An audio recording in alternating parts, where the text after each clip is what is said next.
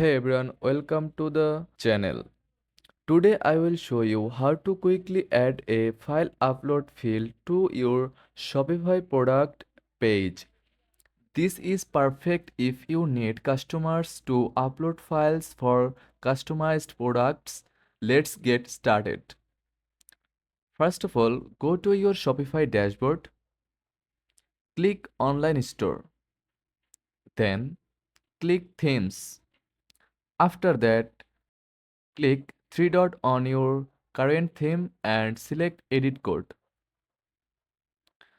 Then in the Templates folder, locate and click Liquid extension. Scroll through where the product form begin. Usually it's warped in form tags.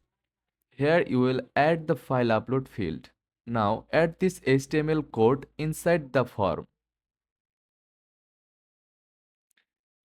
This will create a basic file upload button that accepts image files.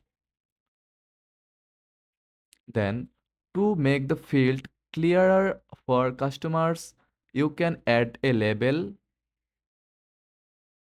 This will prompt customers to upload their files. Finally, click Save, then test the upload field on your live product page.